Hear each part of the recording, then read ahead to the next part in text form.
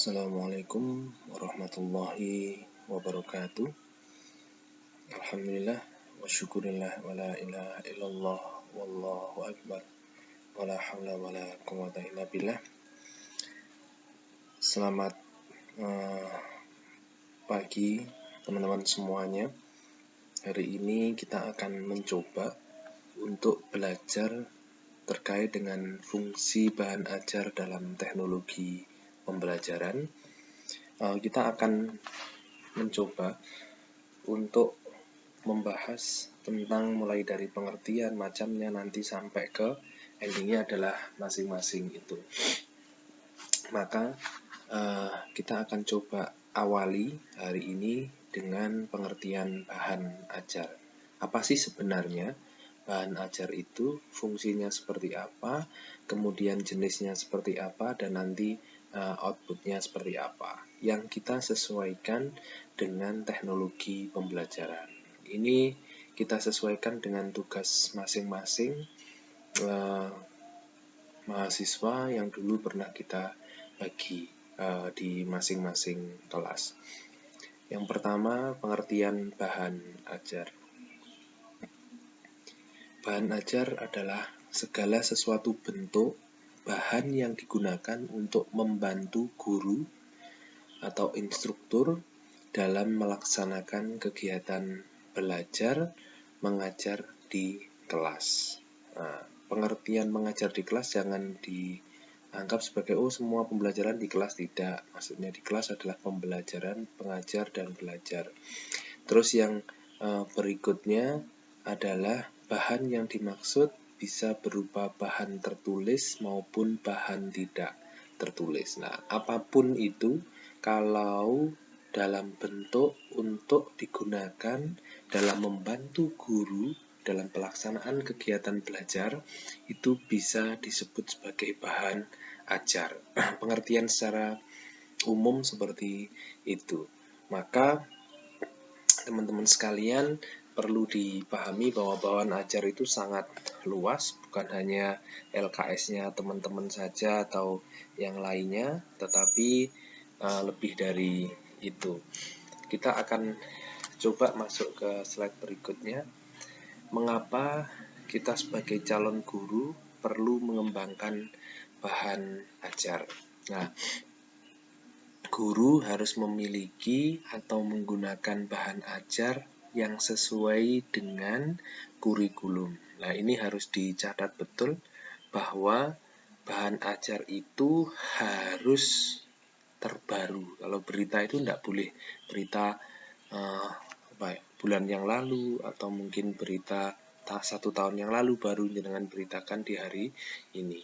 Maka itu tidak diperkenankan. Maka guru harus menggunakan bahan ajar yang up to date sesuai dengan kurikulum yang berlaku. Saat ini kurikulum 2013 dengan revisi 2016, maka kita gunakan itu sebagai acuan penggunaan bahan ajar. Sehingga bahan ajar tahun kemarin, tahun ini, atau mungkin tahun yang akan datang bisa jadi dan kemungkinan besar itu akan berubah sesuai dengan keperluan dari pendidik dan peserta didik. Itu yang harus dicatat. Yang kedua, bahan ajar itu juga harus karakteristik sasarannya harus diperhatikan. Apa maksudnya? Bahwa bahan ajar itu harus memiliki dan menyesuaikan karakteristik peserta didik. Seumpama bahan ajar untuk siswa kelas 1 SD tentu berbeda dengan anak-anak SMA, SMP, ataupun SMA. Nah, ini karakteristik sasarannya juga berbeda. Anak-anak di sekolah dasar mungkin bahan ajarnya lebih sederhana dan memberikan gambaran yang konkret karena anak-anak belum bisa berpikir secara abstrak. Maka bahan ajarnya lebih condong pada bahan ajar yang sifatnya konkret. Nanti dengan tahapan-tahapan yang berlalu, dengan tahapan 1, 2, dan 3, maka nanti anak-anak yang belum bisa berpikir konkret, berpikir abstrak, nanti akan didorong untuk mampu berpikir abstrak. Nah, itu yang disebut sebagai karakteristik sasaran. Terus yang berikutnya adalah tuntutan pemecahan masalah belajar. Ini penting, poin ketiga, tidak perlu membuat bahan ajar apabila bahan ajar itu tidak atau malah tidak memecahkan masalah, malah menambah masalah. Maka fungsi bahan ajar dalam teknologi pembelajaran itu sebagai alat pemecahan masalah. Maka teman-teman harus perlu diperhatikan betul tuntutan pemecahan masalah dalam belajar itu salah satunya solusinya dengan menggunakan bahan ajar. Oke, terus kemudian apa sih sebenarnya tujuan dan manfaat penyusunan bahan ajar? Bahan ajar disusun dengan tujuan 1, menyediakan bahan ajar yang sesuai dengan tuntutan kurikulum dengan mempertimbangkan kebutuhan peserta didik, yakni bahan ajar yang sesuai karakteristik dan setting atau lingkungan sosial peserta didik. Maka di sini sudah sangat cukup jelas dari penjelasan saya yang di depan tadi, merujuk pada nomor pertama tadi, yang menyatakan bahwa harus ada penyesuaian dengan kurikulum. Dan di sini ditambahi bahwa bahan ajar yang sesuai dengan karakteristik dan setting atau lingkungan sosial peserta didik. Kalau di lingkungan sosial seumpama di sekolah Anda adalah sekolah maju dengan input peserta didik yang sangat luar biasa, sangat mandiri, dinamis, maka jangan buat bahan ajar yang statis atau buat bahan ajar yang pasif, maka buatlah bahan ajar yang aktif sehingga peserta didik bisa melakukan kreativitas pada bahan ajar kita. Seperti itu. Maka di sini kita harus betul-betul perhatikan apa sih sebenarnya tujuan bahan ajar kita untuk dibuat, maka tujuan itu yang harus kita gapai. Apakah bahan ajar kita nanti akan menyelesaikan masalah?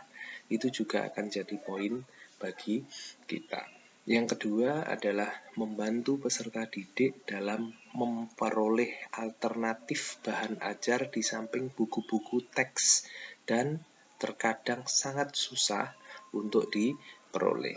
Nah, di sini maka ke depan bahan ajar itu adalah implementasi dari kurikulum yang Bapak Ibu atau calon guru lakukan untuk membantu memberikan tambahan vitamin dalam proses pembelajaran sehingga buku-buku teks yang sangat dirasa sangat monoton atau mungkin yang tidak terlalu interaktif, maka dengan bahan ajar ini nanti dapat dibantu proses pembelajarannya sehingga proses pembelajaran itu akan menjadi efektif dan baik atau berjalan sesuai dengan tujuan pembelajaran. Nah, yang ketiga adalah memudahkan guru dalam melaksanakan pembelajaran. Ini yang harus dicatat lagi bahwa bahan ajar itu poinnya adalah memudahkan dan membantu dalam melaksanakan proses pembelajaran. Apabila buku ajar itu tidak dapat digunakan untuk membantu guru dalam melaksanakan pembelajaran, maka jangan buat bahan ajar. Oke, nggih. Nanti lho Pak, bahan ajar itu apa? Lah nanti ke depan kita akan tahu, oh ternyata bahan ajar itu tidak hanya berupa buku saja, oh tidak hanya berupa alat saja, tapi banyak macamnya. Nah, ini yang harus teman-teman pahami bahwa memang buku ajar itu memiliki perspektif yang sangat tinggi. Oke, kita akan lanjut. Manfaat bagi guru dulu. Di sini nomor pertama saya cantumkan bahwa 1, diperoleh